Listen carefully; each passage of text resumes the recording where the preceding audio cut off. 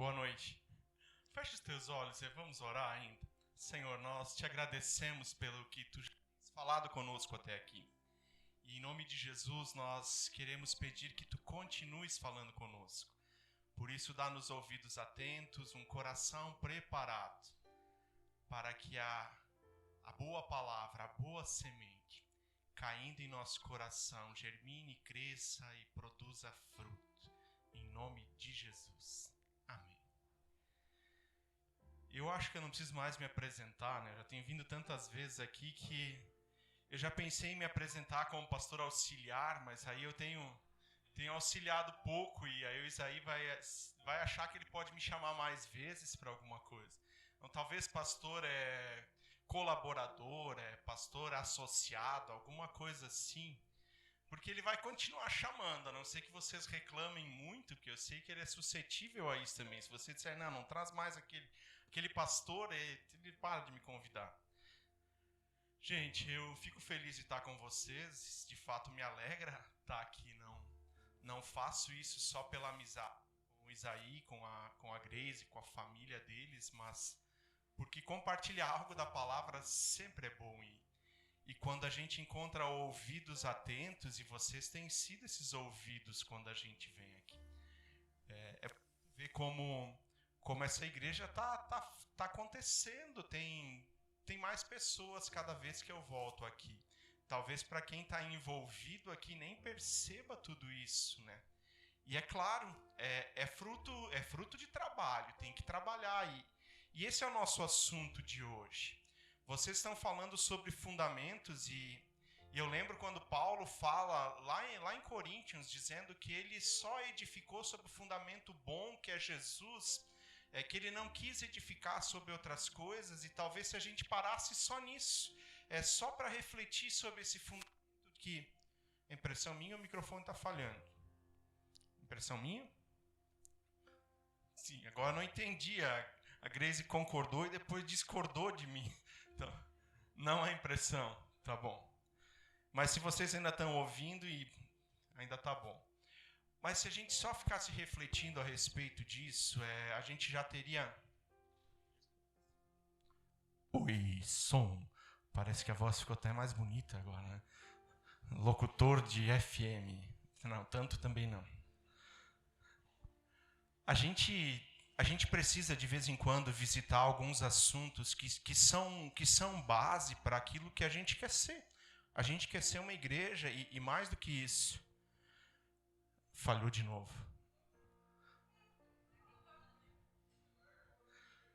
Tu falou dos livros dele antes, ele cresceu um pouquinho, agora tá... Depois a gente acerta isso, Giga.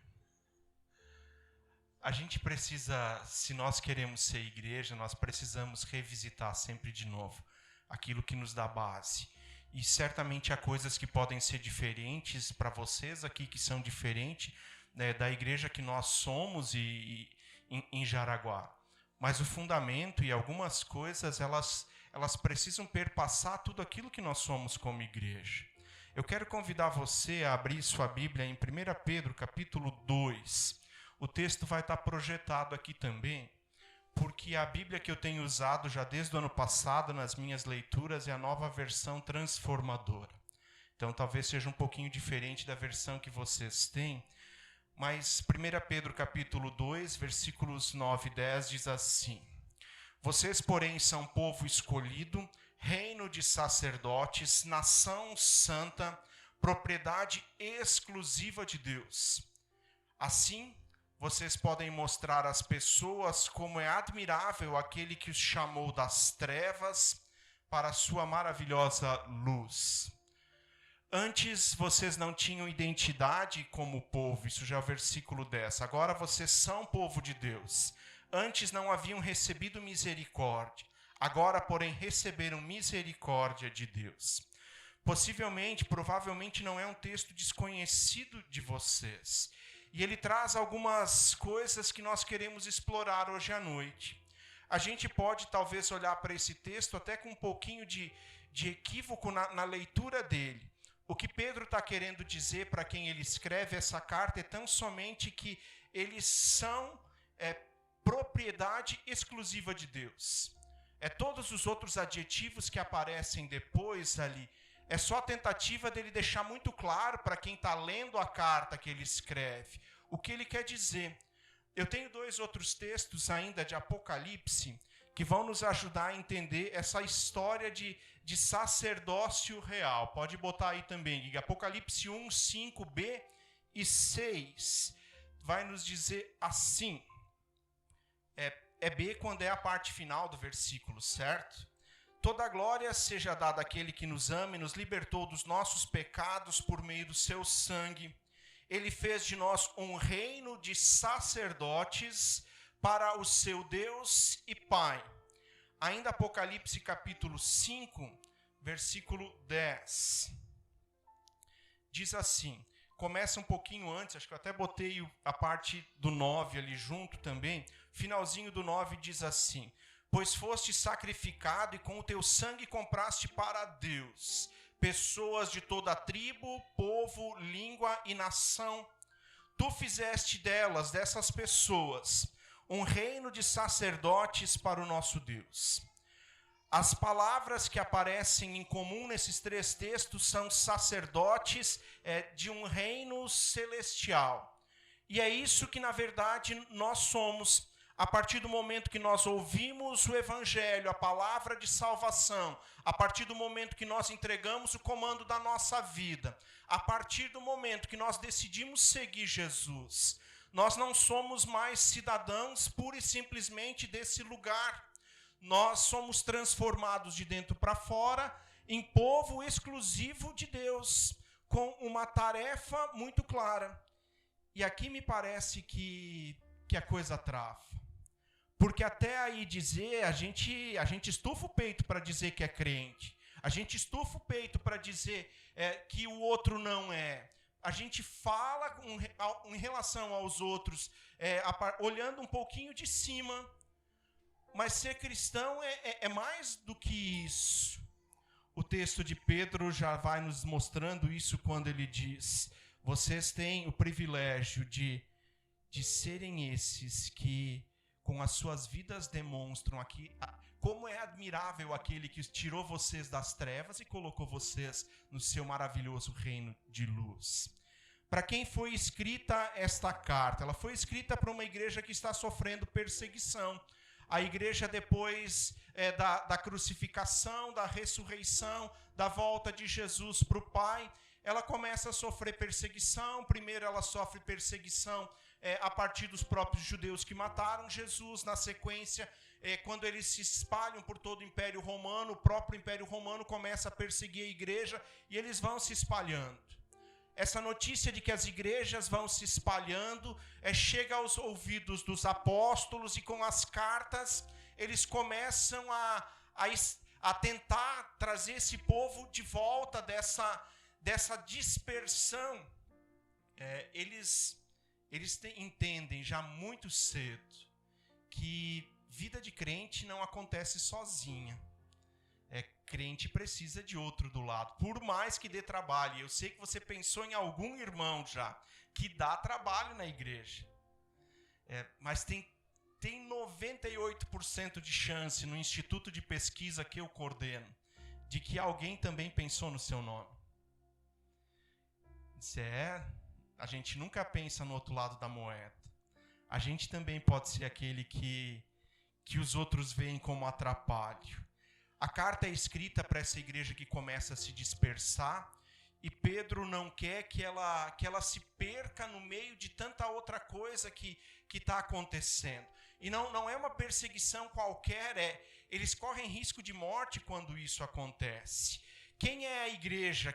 Para quem isso está sendo escrito? Igreja sempre é um grupo de pessoas. No Novo Testamento, a partir daquilo que Jesus fez, do que os discípulos vão fazendo, igreja não diz respeito a um prédio, não diz respeito a uma placa de identificação, diz respeito a pessoas que tomaram uma decisão de seguir Jesus.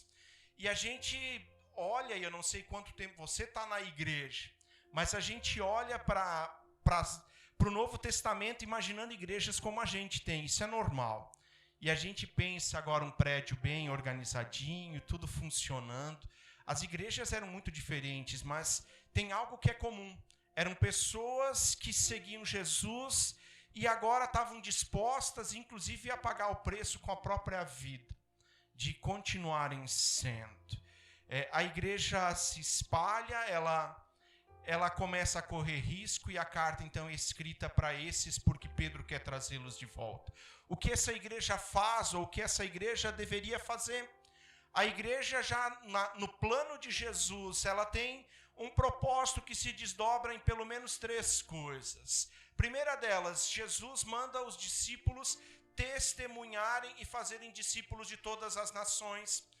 Provavelmente por esses dias da Páscoa, vocês devem ter lido o final dos evangelhos, onde isso fica claro, especialmente em Mateus, quando Jesus dá essa tarefa muito clara. A segunda coisa que para mim é claro que Jesus deixa como tarefa do ser igreja, é reunir para ter comunhão. E é bom quando a gente se encontra. É um ambiente gostoso, é um ambiente diferente. Talvez a semana toda a gente tenha passado por aflições e por tantas outras coisas, e de repente só o fato da gente se mobilizar para ir para o culto, a gente se mobilizar para ir para alguma coisa que a igreja está oferecendo, já começa a mexer no nosso coração de uma outra maneira. A igreja está aqui para fazer discípulos, para gerar comunhão entre aqueles que creem e para fazer a edificação desses que estão aqui. Nenhum de nós está pronto.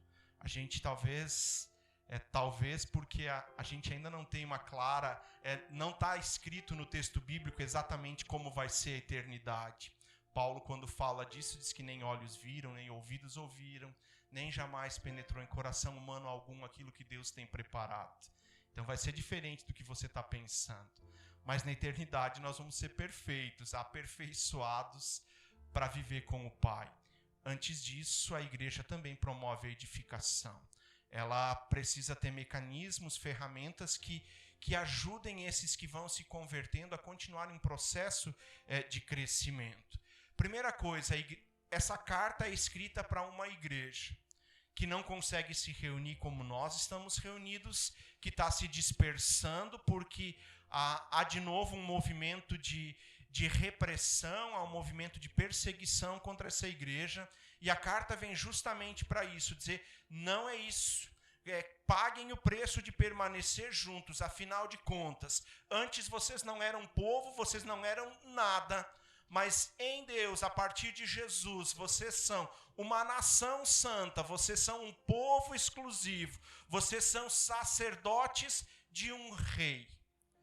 Sendo assim, paguem o preço de permanecer juntos. Paguem o preço de cumprir a tarefa que o rei deu para vocês. Segunda coisa que eu quero destacar para vocês é o objetivo do texto. Ele quer então fazer a estimulação disso, e quando ele trata de como esse povo, como ele qualifica ele fala da exclusividade. Eu não sei quantas vagas exclusivas tem nos estacionamentos aqui de Guaramirim. Jaraguá, de vez em quando, a gente chega num estacionamento, supermercado, ou mesmo na rua, tá cheio. E aí tem lá uma plaquinha, algo feito no chão, dizendo vaga exclusiva para esse. O que isso quer dizer? Quer dizer que aquilo ali está reservado unicamente para um idoso, para um cadeirante, para alguém com essas necessidades. O texto agora está dizendo que nós somos propriedade exclusiva de Deus, mas não é para a gente ter um lugar especial em algum estacionamento, se bem que deveria ter, não deveria? A gente botar lá uma plaquinha pastor, chega e estaciona em qualquer lugar, não seria bom? Eu acho que seria. Vocês são. E talvez aqui a gente tenha algumas dúvidas, muitas vezes, do que a gente é em Deus. E o que Pedro escreve para nós aqui é que nós somos representantes de Deus na terra. Nós o representamos aqui. Nós somos nação. Nós somos sacerdotes. Nós somos esses que falam em nome do próprio Deus. Paulo chega a escrever que nós somos as cartas vivas que os descrentes leem. E talvez a gente agora tenha que começar um processo de olhar um pouquinho para dentro da nossa vida. Se nós somos esses que representamos Deus aqui e agora, se nós somos esses que, através dos quais as pessoas que não conhecem Deus ou que ainda não escolheram andar com Ele, vão percebendo a bondade dEle, vão percebendo como Ele é admirável, como o texto de Pedro diz. Se nós deveríamos ser esses, será que de fato a nossa vida revela tudo isso? Ou a gente tem que gastar muitas palavras para tentar convencer alguém de que nós somos cristãos? A palavra sacerdote que aparece aqui, ela faz uma menção a algo que o povo de Deus já tinha lá no Antigo Testamento. O sacerdote era aquele que era o representante entre o povo e Deus. O povo não chegava na presença de Deus. O povo simplesmente tinha que recorrer a alguém que em seu nome falasse com Deus. Essa ideia, ela cai por terra a partir da crucificação de Jesus. Em Mateus 26, diz que não há mais essa separação, porque o véu é rasgado de cima a baixo. Também texto que a gente deve ter lido por essa época da Páscoa. Agora o Novo Testamento diz que nós não precisamos mais da figura do sacerdote, porque todos nós temos acesso direto ao Pai, porque Jesus abriu esse caminho, abriu essa possibilidade. Porque Pedro agora volta com essa ideia de sacerdote nesse texto, porque os dois textos de Apocalipse falam disso. Não é na ideia do Antigo Testamento de que o povo necessite de alguém que faça a intermediação entre eles e Deus, mas é a ideia de que nós somos incumbidos pelo nosso Deus, de comunicarmos quem Ele é com esse povo, e todos nós o somos. Não é mais um pequeno grupo de levitas como era no Antigo Testamento, não é mais um pequeno grupo especial como era na Igreja Católica medieval, mas é uma tarefa para todos nós. Aliás, essa ideia de que todos nós somos sacerdotes, e Pedro no texto não faz diferença aqui entre os líderes da igreja ou alguém que na nossa opinião só senta no banco para ouvir. Pedro fala essa palavra, é para todos, vocês são. A carta é escrita para um grupo de pessoas. A igreja esquece dessa ideia.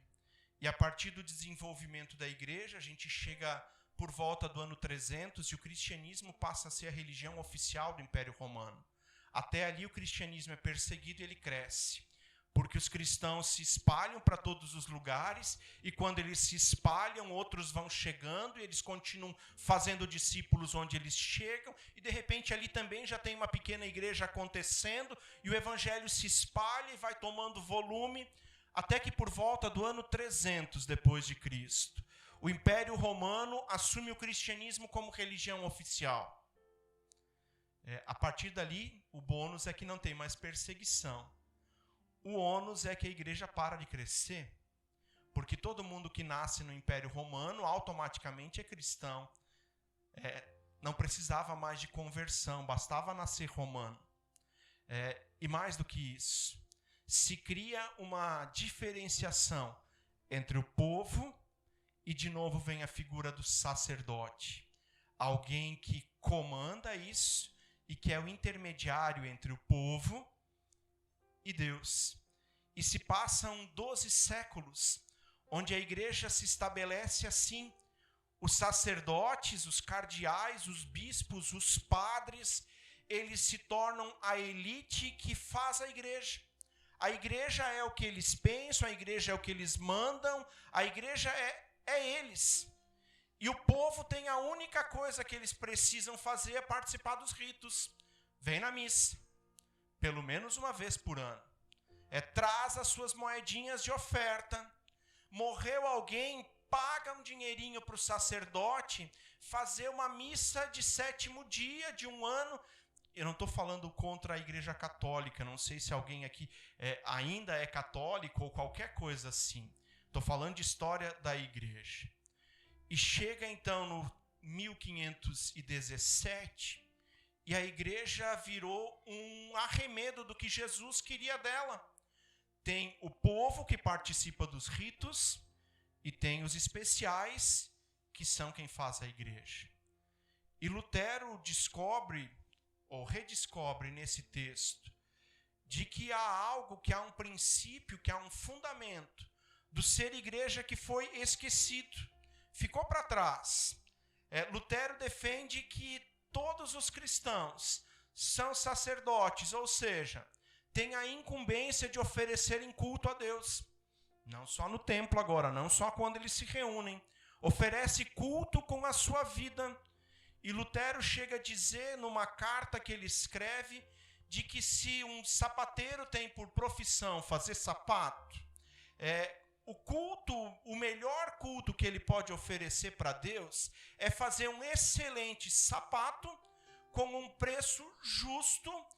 Isso seria o sacerdócio, seria o ofício dele, seria a maneira das pessoas verem Deus na vida dele. E agora, de repente, vendo tudo isso, bastaria uma palavra para que a pessoa entendesse quem é Deus e quão admirável ele é. Agora, se o sujeito é um desleixado com o trabalho dele, e ele faz aquele sapato que você coloca o pé dentro e você já sente que vai dar calo, e você volta para ele e diz: fulano, esse sapato ficou muito ruim, e ele ainda te esculacha. O preço que você pagou foi exorbitante. Se você tivesse perguntado o preço antes, você teria ido na outra esquina fazer com outro sapateiro. E ele então fez um trabalho ruim, ele cobrou caro, e agora no final disso tudo, quando você está exaltado na sua reclamação, ele solta um jargão evangélico dizendo: Jesus te ama. O que você faz com essa frase? A gente é bem educado na igreja, a gente não vai dar a resposta que daria para o sapateiro. A igreja esqueceu que aquilo que a gente vive no nosso dia a dia fala a favor de Deus ou não. Mais do que isso, Lutero diz que a partir disso todos nós temos uma função também dentro do corpo. E o corpo não é apenas feito de pastores, e naquela época não feito apenas de cardeais, bispos e papas. O corpo é maior do que isso. Sacerdócio real diz respeito àquilo que nós vivemos no nosso dia a dia. Se isso fala a favor de Deus ou não. Uma segunda coisa, um desdobramento disso, é que a gente, como corpo, a gente não caminha sozinhos. A gente tem uma tarefa, todos nós juntos. A terceira coisa que eu quero falar com vocês é justamente sobre isso. O que esse texto ainda agora tem a ver conosco de uma maneira específica. Eu estava me formando na faculdade de teologia. No nosso caso, são 5 anos de faculdade de teologia. Depois disso, tem um período chamado período prático. O Leonardo está aqui com a gente também hoje à noite. Ele está fazendo o período prático e depois a gente é designado para uma comunidade. Eu estava me formando e conversando com um pastor mais velho, eu disse: fulano, qual é o melhor conselho que tu pode me dar agora que eu estou indo para ficar à frente de uma comunidade? E ele só me olhou um pouquinho assim, ele disse: vou te dizer só uma coisa. Ovelha gorda dá trabalho. E eu disse: tá, mas devia ter umas 10 mil outras coisas que ele podia ter me dito para dizer: faz assim, 5 horas de oração todo dia e a tua igreja vai bombar. Lê o Novo Testamento a cada 2 semanas inteirinho e o Antigo Testamento a cada mês, que a tua igreja vai ser a maior da cidade. Não. Ovelha gorda dá trabalho. E eu pensei um pouco sobre aquilo e eu acho que ele tem razão. A única coisa que ele quis dizer com isso foi que na igreja, no corpo de Cristo, a gente recebe alimento. E se a gente não colocar isso em exercício, a gente engorda. E isso a gente não precisa ser especialista, basta a gente cuidar um pouquinho do que a gente come ou não em casa, né? na semana que a gente exagerou um pouquinho, que a comida foi muito boa, que no final de semana teve visita do sogro, da sogra, e a mulher caprichou no cardápio. Na segunda-feira vem um sobrepeso. Agora imagina se isso é durante uma vida toda. Ovelha gorda dá trabalho. A única coisa que ele quis dizer foi: presta atenção em quem está na tua comunidade, para que de alguma maneira eles coloquem em prática aquilo que eles estão ouvindo, porque do contrário, em algum momento, eles vão te dar trabalho. Eu estou em Jaraguá, na Apóstolo Pedro, já desde janeiro de 2004. Então eu já vi muita ovelha gorda. O Isaí sabe que, no meu caso, ovelha gorda vira churrasco. Eu não posso fazer isso com os irmãos da igreja, porque isso ainda é crime no Brasil.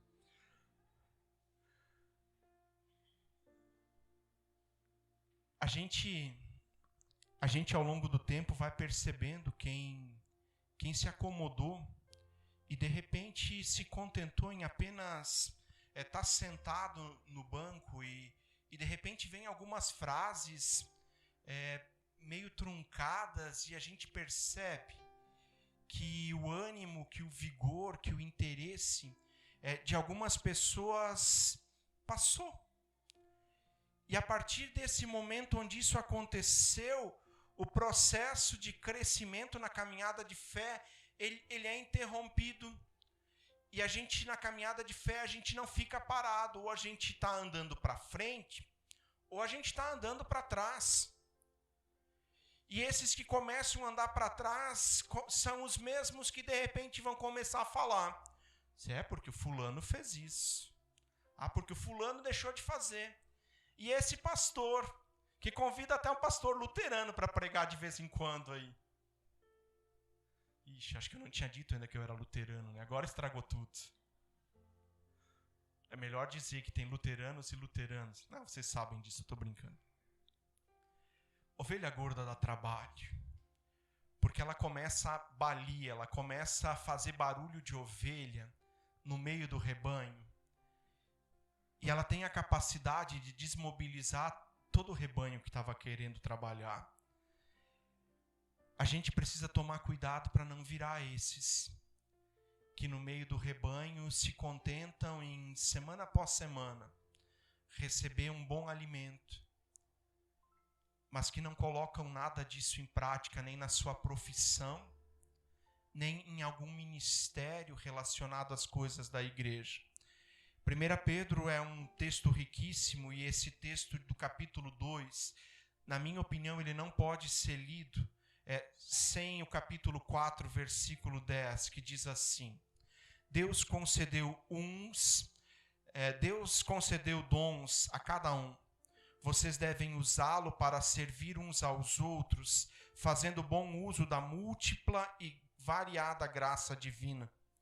Você tem o dom de falar? Então faça de acordo com a palavra de Deus. Você tem o dom de ajudar? Faça com a força que Deus lhe dá. Assim, tudo o que você realizar trará glória a Deus por meio de Cristo Jesus. A Ele sejam a glória e o poder para todos sempre. Amém. O exercício dos dons é o que faz diferença na nossa vida para que a gente não vire uma ovelha gorda. Um lado dessa moeda do sacerdócio real é que Deus nos valoriza e nos chama de uma nação, de um povo exclusivo para anunciar os seus feitos. O outro lado disso é que, lamentavelmente, eu e você podemos tomar decisões que contrariam a vontade de Deus. Eu sei, é difícil entender essa parte do ser Deus, e eu já disse inúmeras vezes, se eu fosse Deus, seria muito pior para todos vocês. Mas Ele deixa a gente escolher algumas coisas, a gente lê na palavra e a gente agora, diante da palavra, pode decidir se faz ou não. A gente lê na palavra e a gente pode decidir se a gente vai para a direita ou se a gente vai para a esquerda. Mesmo que Deus tenha dado todas as ferramentas e capacidades na nossa mão, em última análise é a gente que escolhe. É verdade. Escolher diferente do que Deus quis é desobediência. E lá no final de tudo tem preço para ser pago por isso. Mas você não é obrigado aqui e agora a fazer algo que você não quer. O exercício dos dons é o que faz as ovelhas não engordarem. É o que vai colocando em movimento toda uma igreja que mesmo na dispersão, mesmo sendo perseguida, mesmo correndo risco de morte, não deixa de se reunir e às vezes se reúne pelos cemitérios, pelas catacumbas da cidade. Porque lá não entram, os romanos não entram, eles têm medo de cemitério. O Deus deles não lida bem com essa história. E a igreja se reúne lá. Ela continua fazendo discípulos por onde ela passa.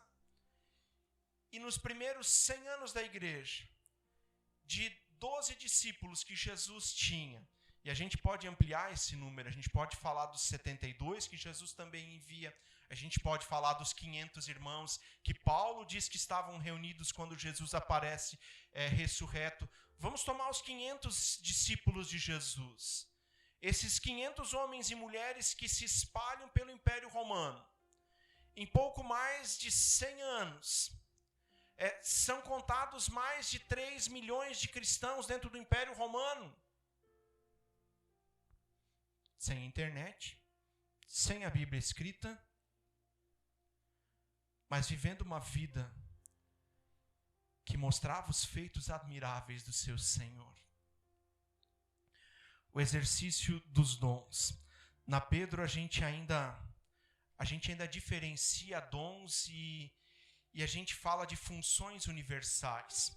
À medida que uma igreja vai crescendo, a gente pode imaginar que não tem gente com dons para todas as coisas que são necessárias. E algumas delas não precisa ter dons, precisa ter disposição. Arrumar as cadeiras aqui no templo. Você não vai descobrir na Bíblia alguém que tenha tido dom de arrumar cadeiras para o culto das 19. Até porque eles não se reuniam às 19 e não tinha cadeiras. Arrumar as cadeiras é função de todos nós. Se nós chegarmos aqui mais cedo e tiver tudo bagunçado, não adianta ir para o Isaí e dizer: Isaí, ninguém arrumou a igreja hoje não.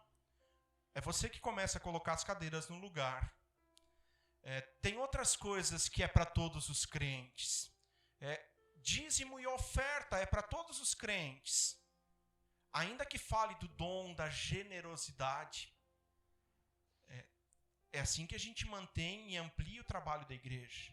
Oração, fala do dom da oração, mas oração é para todos nós. Ainda que alguns dons não estejam presentes aqui, embora eu creia que Deus sempre dá para a igreja tudo aquilo que é necessário para ela acontecer. Mas não dá para a gente se esconder atrás de uma coisa dizendo: bom, eu não tenho dom de arrumar cadeiras, afinal eu toco violão. Ou eu só vou arrumar cadeira. Não, melhor não tocar violão se você está arrumando cadeira. Isso é outro departamento. A gente tem coisas para fazer dentro de uma comunidade que Deus deu para você. E que se você não fizer, alguém vai ser sobrecarregado com isso. E é assim no corpo. Quando a gente dormiu de mau jeito e de repente começa a doer a lombar de manhã quando a gente levantou. E a gente não cuida muito bem disso. A gente não alonga, não toma um analgésico. Vai para o nosso trabalho, no final do dia não parece que está doendo a perna também. Por que isso aconteceu? Porque a dor na lombar fez a gente se proteger de alguma coisa e sobrecarregou outra parte do nosso corpo. Se você não fizer aquilo que é seu dentro dessa comunidade, alguém vai sentir dor, porque vai ter que trabalhar mais. Quanto maior a igreja, mais gente especializada a gente precisa. Eu acho bonito quando uma igreja nasce como vocês estão nascendo, e as coisas podem ir sendo determinadas pelas pessoas que estão chegando. Numa igreja maior, as coisas precisam ser feitas um pouco diferente, e a gente começa a precisar de especialistas em algumas áreas. A Pedro, então, onde eu sou pastor, nós somos 3 pastores de tempo integral, nós não temos outro trabalho, nós trabalhamos só na igreja. E mais um estagiáriozinho, de vez em quando. Ele está rindo lá, mas o pessoal chama ele de pastor já. Estagiáriozinho agora é só para brincar com ele. Tempo integral. A gente tem 4 funcionários na igreja. A gente tem 25 pessoas na diretoria da comunidade, dos comitês financeiro, planejamento, que não trabalham de tempo integral, mas pelo menos uma vez por semana estão envolvidas com alguma coisa da igreja que não seja o culto. A gente, estou falando antes da pandemia, alguns desses números, certo? A gente tinha no Ministério de Louvor mais de 30 pessoas envolvidas. É uma das nossas maiores crises pré e dentro da pandemia, o Ministério de Louvor. No Ministério Infantil são mais de 30 pessoas.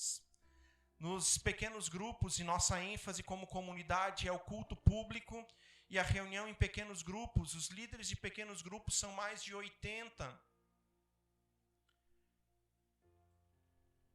O alcance da comunidade é proporcional ao número de pessoas que colocam seus dons a serviço. E só tem uma chance de vocês crescerem como comunidade. É que cada um de vocês, a partir do dom que Deus deu para vocês, assuma o seu papel e sirva. A gente, quando fazia reunião retiro da nossa equipe de liderança, a gente reunia 120 pessoas, 100 a 120, para uma igreja que reunia nos cultos por domingo de manhã e domingo à noite. Umas 600 pessoas, mas nem sempre foi assim. Precisou pessoas se colocar à disposição para trabalhar com os seus dons e apenas porque alguém precisava fazer em muitos dos casos. O alcance da comunidade, ele é proporcional ao número de pessoas que colocam seus dons a serviço. Na comunidade não tem torcida, né?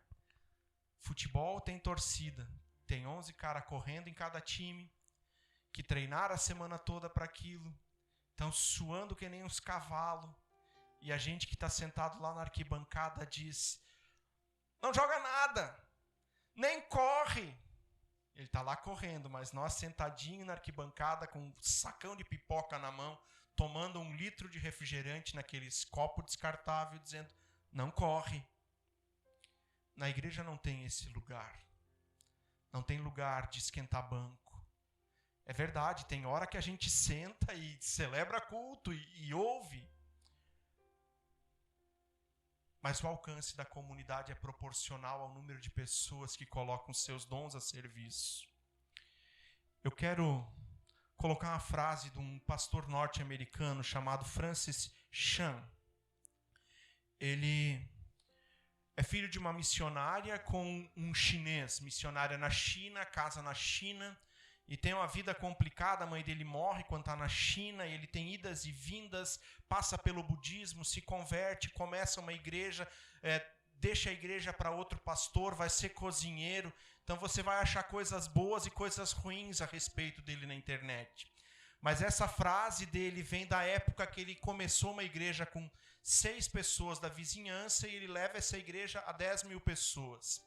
E ele diz assim, então: como ficaria a sua igreja se todas as pessoas tivessem o mesmo grau de comprometimento que você tem?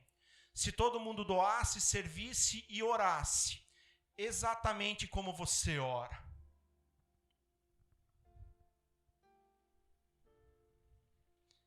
E talvez a gente só tenha que silenciar diante dessa frase.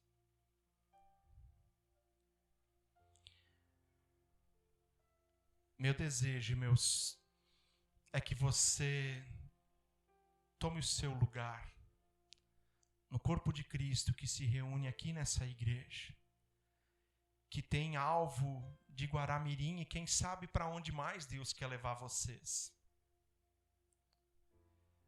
Mas isso só vai acontecer na medida em que você se colocar à disposição e servir com o seu dom. Sacerdotes do Rei. No trabalho do dia a dia, a gente trabalha de tal maneira que as pessoas percebam Jesus na nossa vida. E quando a oportunidade surge, a gente simplesmente diz: por que a gente está fazendo isso? Ainda dentro de 1 Pedro, capítulo 3, versículo 15, diz assim. Eu vou ler também o versículo anterior. Mas ainda que sofram por fazer o que é certo, vocês serão abençoados. Portanto, não se preocupem e não tenham medo de ameaças. Em vez disso, consagrem Cristo como Senhor de suas vidas. E se alguém lhes perguntar a respeito da sua esperança, estejam sempre prontos a explicá-la. Almeida, esse deve ter sido um dos primeiros versículos que eu decorei, diz: estejam sempre prontos a responder a razão da esperança que há em vós.